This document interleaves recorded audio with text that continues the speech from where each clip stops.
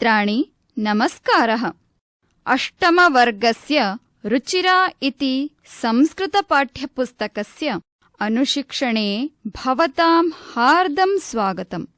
अद्य वयं सप्तमं पाठं पठामः। पाठस्य नाम अस्ति जलवाहिनी इति। मित्राणि, प्रस्तुतः पद्यपाठः मूलतः भोजपुरी लोकगीतस्य अनुवादः अस्ति। प्रोफेसर् रामकर्ण शर्मा इति प्रसिद्धसाहित्यिकः अस्य अनुवादं कृतवान्। अस्मिन् पाठे जलवाहिकायाः महिलायाः वर्णनम् अस्ति।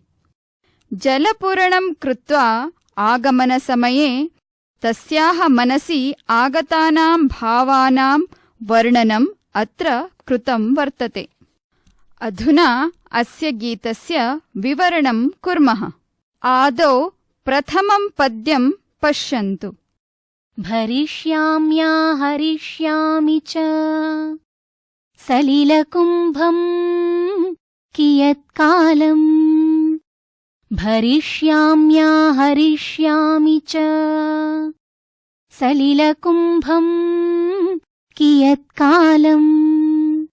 शनैर्यदि यामि चिररात्राय विलपिष्यति गृहे बालः। धृतं यदि यामि वसनं मे भवेदार्द्रम् सलिलवेगैः।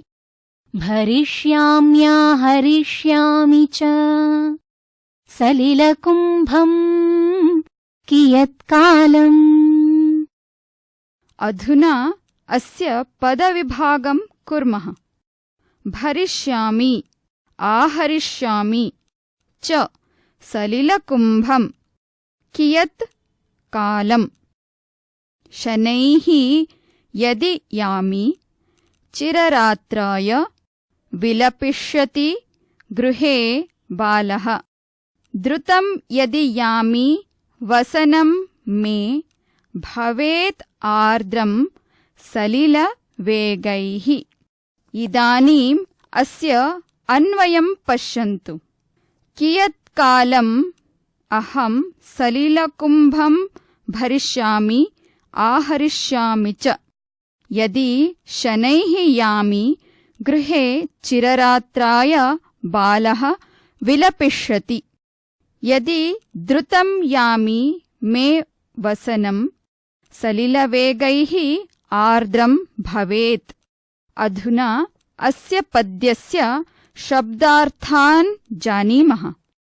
भरिष्याम्या हरिष्यामि इत्यत्र भरिष्यामि आहरिष्यामि इति विच्छेदः वर्तते। भरिष्यामि इत्यत्र भृङ् धातुः लृट् लकारः उत्तमपुरुषः एकवचनम् अस्ति। अर्थात् पूरयिष्यामि। आहरिष्यामि इत्यत्र आङ् उपसर्गः हृङ् इति धातुः लृट् लकारः उत्तमपुरुषः एकवचनम् अस्ति। आनेष्यामि इत्यर्थः। च इति अव्ययपदम् अस्ति। और् इति हिन्द्यर्थः। सलिलकुम्भम् इत्यत्र सलिलकुम्भ इति अकारान्तपुल्लिङ्गशब्दः द्वितीया विभक्तिः एकवचनम् अस्ति। जलस्य घटम् इत्यर्थः। कियत्कालम् इति अव्ययपदम् अस्ति। अत्र कियत् कालम् इति पदविभागः। कियत्कालपर्यन्तम् इत्यर्थः। शनैः इति अव्ययपदम्। मन्दम् इत्यर्थः। यदि अव्ययपदमस्ति। अगर् इति हिन्द्यर्थः। यामि इत्यत्र या धातुः लट् लकारः उत्तमपुरुषः एकवचनम् अस्ति। गच्छामि इत्यर्थः।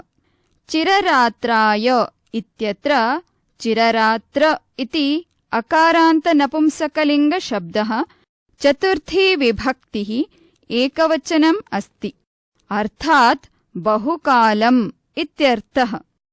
विलपिष्यति इत्यत्र वि उपसर्गः, लप् धातुः, लृट् लकारः, प्रथमपुरुषः एकवचनम् अस्ति। रोदिष्यति इत्यर्थः। द्रुतम् इति अव्ययपदं वर्तते। शीघ्रम् इत्यर्थः। वसनम् इत्यत्र वसन इति अकारान्तनपुंसकलिङ्गशब्दः प्रथमा विभक्तिः एकवचनम् अस्ति। वस्त्रम् इत्यर्थः। मे इत्यत्र अस्मद् इति दकारान्तसर्वनामशब्दः षष्ठी विभक्तिः एकवचने वैकल्पिकरूपम् अस्ति। मम इत्यर्थः, अर्थात् जलवाहिन्याः। भवेत् इत्यत्र भू इति धातुः विधिलिङ् लकारः प्रथमपुरुषः एकवचनम् अस्ति। स्यात् इत्यर्थः। आर्द्रम् इत्यत्र आर्द्र इति अकारान्तनपुंसकलिङ्गशब्दः प्रथमा विभक्तिः एकवचनम् अस्ति, अर्थात् जलयुक्तम्। गीला इति हिन्द्यर्थः। सलिलवेगैः इत्यत्र सलिलवेग इति अकारान्तपुल्लिङ्गशब्दः तृतीया विभक्तिः बहुवचनम् अस्ति, अर्थात् जलगतिभिः। अधुना भावम् अवगच्छामः। भरिष्यामि अर्थात् भरणम् अथवा पूरणम् करिष्यामि। का भरिष्यति? जलवाहिनी भरिष्यति। जलवाहिनी किं भरिष्यति? जलवाहिनी सलिलकुम्भम् भरिष्यति। जलवाहिनी सलिलकुम्भम् भरिष्यति। पुनः किं करिष्यति? जलवाहिनी सलिलकुम्भम् भरिष्यति, पुनः सलिलकुम्भम् आहरिष्यति। जलवाहिनी किं चिन्तयति? कियत्कालं सलिलकुम्भम् भरिष्यामि आहरिष्यामि च इति जलवाहिनी चिन्तयति। विलपिष्यति अर्थात् रोदनं करिष्यति। कः रोदनं करिष्यति? बालः रोदनं करिष्यति। बालः कुत्र रोदनं करिष्यति? बालः गृहे रोदनं करिष्यति। बालः कदा गृहे रोदनं करिष्यति? यदि शनैः यामि तदा बालः गृहे रोदनं करिष्यति। अस्मिन् पद्ये यामि इति क्रियापदस्य कर्तृपदं किम् अस्ति? अस्मिन् पद्ये यामि इति क्रियापदस्य कर्तृपदम् अहम् इति अस्ति। अहम् इति सर्वनामपदं कस्यै प्रयुक्तम्? अहम् इति सर्वनामपदं जलवाहिन्यै प्रयुक्तम्। जलवाहिनी यदि शनैः गमिष्यति तर्हि बालः गृहे कियत् कालं यावत् विलपिष्यति? जलवाहिनी यदि शनैः गमिष्यति तर्हि बालः गृहे चिररात्रं यावत् विलपिष्यति। भवेत् अर्थात् भविष्यति इति भावार्थः। यदि जलवाहिनी शीघ्रं गमिष्यति तर्हि किं भविष्यति? यदि जलवाहिनी शीघ्रं गमिष्यति तर्हि तस्याः वस्त्रम् आर्द्रं भविष्यति। किं भविष्यति? आर्द्रं भविष्यति। किम् आर्द्रं भविष्यति? वस्त्रम् आर्द्रं भविष्यति। वस्त्रं कैः आर्द्रं भविष्यति? वस्त्रं सलिलवेगैः अर्थात् जलेन आर्द्रं भविष्यति। कस्याः वस्त्रं सलिलवेगैः आर्द्रं भविष्यति? मे वस्त्रं सलिलवेगैः आर्द्रं भविष्यति।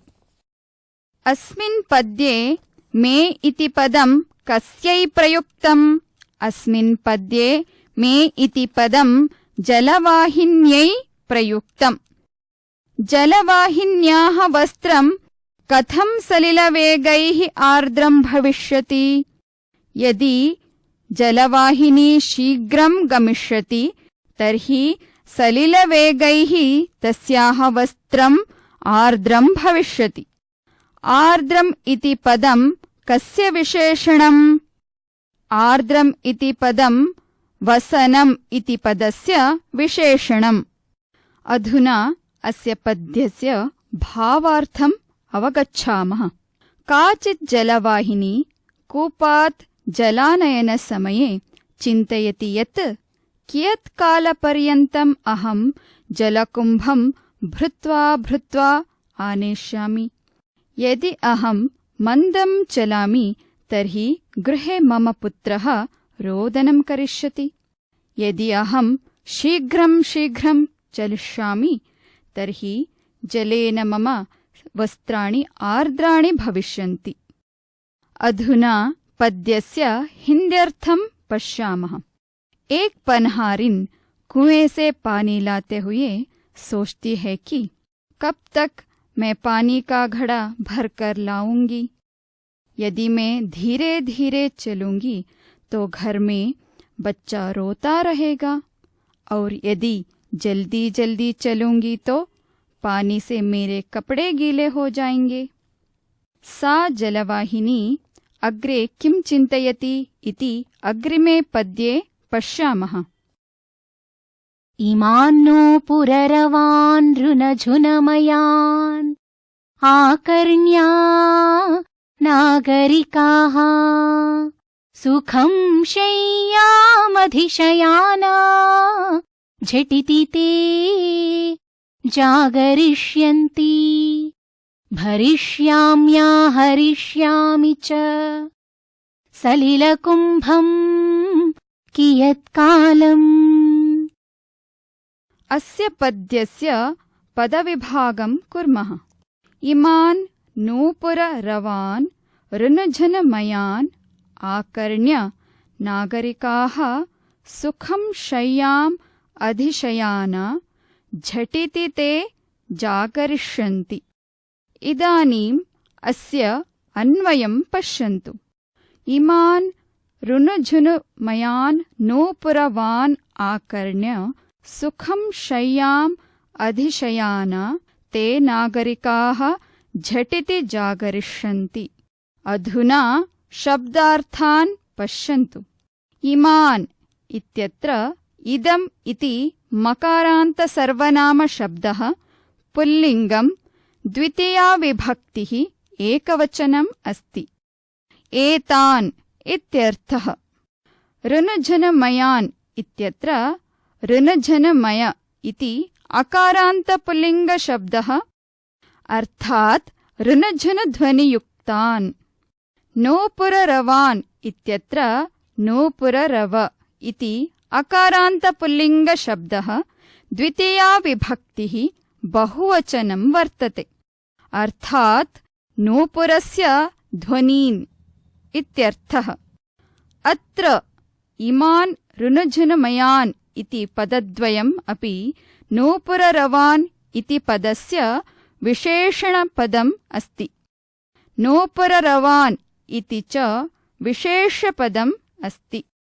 आकर्ण्य इत्यत्र आङ् उपसर्गः, कर्ण धातुः, ल्यप् प्रत्ययः च वर्तते। श्रुत्वा इत्यर्थः। ते इत्यत्र तद् इति दकारान्तसर्वनामशब्दः पुल्लिङ्गं, प्रथमा विभक्तिः बहुवचनं वर्तते।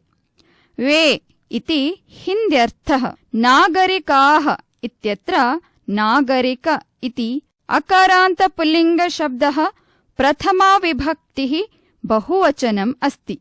नगरजनाः इत्यर्थः। सुखम् इत्यत्र सुख इति अकारान्तनपुंसकलिङ्गशब्दः, द्वितीया विभक्तिः एकवचनं वर्तते, अर्थात् आनन्दम् इत्यर्थः। शय्यामधिशयाना इत्यत्र शय्याम् अधिशयाना इति पदविभागः अस्ति। अकारान्तपुल्लिङ्गशब्दः प्रथमा विभक्तिः बहुवचनं च वर्तते। अर्थात शय्यायां निद्रिताः, बिस्तर में सोते हुए इति हिन्द्यर्थः। अत्र ते शय्यामधिशयानाः च इति पदद्वयमपि नागरिकाः इति पदस्य विशेषणम् अस्ति। नागरिकाः इति च विशेष्यपदे वर्तते। झटिति इति अव्ययपदं वर्तते। शीघ्रम् इत्यर्थः। जागरिष्यन्ति इत्यत्र जागृ इति धातुः लृट् लकारः प्रथमपुरुषः बहुवचनम् अस्ति। जागृताः भविष्यन्ति इत्यर्थः। अधुना प्रश्नोत्तराणां माध्यमेन पद्यस्य भावं जानीमः। जागरिष्यन्ति, जागरिताः भविष्यन्ति। के जागरिष्यन्ति? नागरिकाः जागरिष्यन्ति। नागरिकाः कथं जागरिष्यन्ति? नागरिकाः झटिति जागरिष्यन्ति। कीदृशाः नागरिकाः झटिति जागरिष्यन्ति? शय्याम् अधिशयानाः नागरिकाः झटिति जागरिष्यन्ति। कथं शय्यायाम् अधिशयानाः ते नागरिकाः झटिति जागरिष्यन्ति? सुखं शय्यायाम् अधिशयानाः ते नागरिकाः झटिति जागरिष्यन्ति। कान् आकर्ण्य सुखं शय्यायाम् अधिशयानाः ते नागरिकाः झटिति जागरिष्यन्ति? नूपुररवान् आकर्ण्य सुखं शय्यायाम् अधिशयानाः ते नागरिकाः झटिति जागरिष्यन्ति। कीदृशान् नूपुररवान् आकर्ण्य सुखं शय्यायाम् अधिशयानाः ते नागरिकाः झटिति जागरिष्यन्ति? रुनुझुनुमयान् नूपुरवान् आकर्ण्य सुखं ते शय्यायाम् अधिशयानाः नागरिकाः झटिति जागरिष्यन्ति। इदानीम् अस्य पद्यस्य भावार्थं पश्यामः।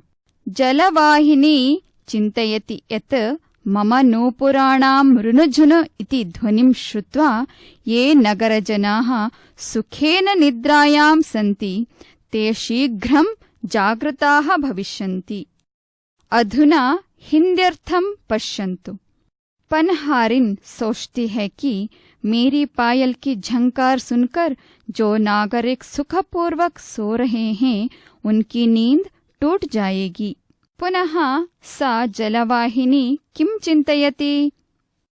तनुः कूपो महालम्ब स्थले तस्यास्ति पानीयम् कृशन्त्या मे घटं रज्वा करेऽप्यास्ति महास्फोटः भरिष्याम्या हरिष्यामि च सलिलकुम्भम् कियत्कालम्। अस्य पदविभागं पश्यन्तु। तनुः कूपः महालम्बः तले तस्य अस्ति पानीयं कृशन्त्या मे घटं रज्वा करे अपि आस्ते महास्फोटः। अधुना अन्वयं कुर्मः। कूपः तनुः महालम्बः च अस्ति। तस्य तले पानीयम् अस्ति। रज्वा घटं कृशन्त्याः मे अर्थात् जलवाहिन्याः करे अपि महास्फोटः आस्ते। अधुना शब्दार्थान् पश्यामः। कूपः इत्यत्र कूप इति अकारान्तपुल्लिङ्गशब्दः प्रथमा विभक्तिः एकवचनम् अस्ति। जलस्रोतः इत्यर्थः। तनुः इत्यत्र तनु इति उकारान्तपुल्लिङ्गशब्दः प्रथमा विभक्तिः एकवचनम् अस्ति। लघुः इत्यर्थः। महालम्बः इत्यत्र महालम्ब इति अकारान्तपुल्लिङ्गशब्दः प्रथमा विभक्तिः एकवचनं वर्तते। अर्थात् अगाधः, गहरा इति हिन्द्यर्थः। तले इत्यत्र तल इति अकारान्तपुल्लिङ्गशब्दः सप्तमी विभक्तिः एकवचनं वर्तते। अर्थात् अधोभागे अथवा अन्ते। तस्य इत्यत्र तद् इति दकारान्त सर्वनामशब्दः पुल्लिङ्गं षष्ठी विभक्तिः एकवचनं च वर्तते। अर्थात् कूपस्य। अत्र तनुः महालम्बः इति पदद्वयमपि कूपः इति पदस्य विशेषणम् अस्ति। कूपः च विशेष्यपदं वर्तते। पानीयम् इत्यत्र पानीय इति अकारान्तनपुंसकलिङ्गशब्दः प्रथमा विभक्तिः एकवचनम् अस्ति। अर्थात् जलम्। कृषन्त्याः इत्यत्र कृषन्ति इति ईकारान्तस्त्रीलिङ्गशब्दः षष्ठी विभक्तिः एकवचनं वर्तते। अर्थात् आकर्षणं कुर्वत्याः। मे इत्यत्र अस्मद् इति दकारान्तसर्वनामशब्दः षष्ठी विभक्तेः एकवचनस्य वैकल्पिकरूपम् अस्ति। अर्थात् जलवाहिन्याः। अत्र मे कृषन्त्याः इति पदद्वयमपि जलवाहिन्याः इति पदस्य विशेषणम् अस्ति। जलवाहिन्याः इति च विशेष्यपदम् अस्ति। करे इत्यत्र कर् इति अकारान्तपुल्लिङ्गशब्दः सप्तमी विभक्तिः एकवचनम् अस्ति। हस्ते इत्यर्थः। अपि अव्ययपदम्। भी इति हिन्द्यर्थः। आस्ते इत्यत्र आस् इति धातुः आत्मनेपदम् लट् लकारः प्रथमपुरुषः एकवचनं च वर्तते। अर्थात् जातः अथवा अस्ति इत्यर्थः। महास्फोटः इत्यत्र महास्फोट इति अकारान्तपुल्लिङ्गशब्दः प्रथमा विभक्तिः एकवचनम् अस्ति। व्रणः इत्यर्थः। छाला इति हिन्द्यर्थः। अधुना प्रश्नोत्तराणां माध्यमेन पद्यस्य भावम् अवगच्छामः। अस्ति अर्थात् वर्तते इति। किं वर्तते? पानीयं वर्तते। पानीयं कुत्र वर्तते? पानीयं तले वर्तते। कस्य तले पानीयम् अस्ति? कूपस्य तले पानीयम् अस्ति। कूपः कीदृशः अस्ति?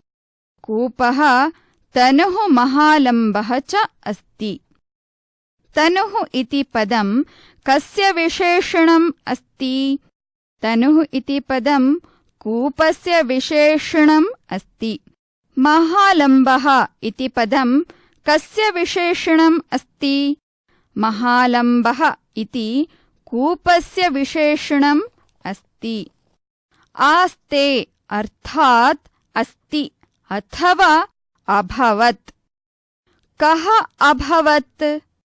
महास्फोटः अभवत्। महास्फोटः कुत्र अभवत्? महास्फोटः करे अभवत्।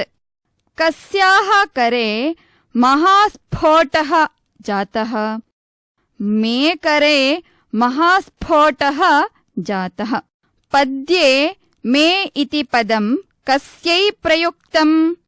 पद्ये मे इति पदं जलवाहिन्यै प्रयुक्तम्। कीदृश्याः जलवाहिन्याः करे महास्फोटः अभवत्? कृषन्त्याः जलवाहिन्याः करे महास्फोटः अभवत्। कं कृषन्त्याः जलवाहिन्याः करे महास्फोटः अभवत्? घटं कृषन्त्याः जलवाहिन्याः करे महास्फोटः अभवत्। कया घटं कृषन्त्याः जलवाहिन्याः करे महास्फोटः अभवत्। रज्ज्वा घटं कृषन्त्याः जलवाहिन्याः करे महास्फोटः अभवत्। इदानीम् अस्य पद्यस्य भावार्थम् अवगच्छामः। कूपः लघुः लम्बः च अस्ति। तस्य अधः भागे जलं वर्तते। कूपात् रज्जुद्वारा जलभरितं घटं कर्षणेन मम हस्ते अपि व्रणः जातः। अधुना पद्यस्य हिन्द्यर्थं जानीमः। कुआं संकरा और गहरा है। पानी भी उसकी सतह पर है। पानी से भरे घड़े को रस्सी से खींचते खींचते मेरे हाथों में भी छाले पड़ गए हैं। मित्राणि, एतावता अस्माभिः रुचिरा इति संस्कृतपाठ्यपुस्तकस्य 7th पाठः पठितः। अग्रिमे पाठे पुनर्मिलामः। धन्यवादः।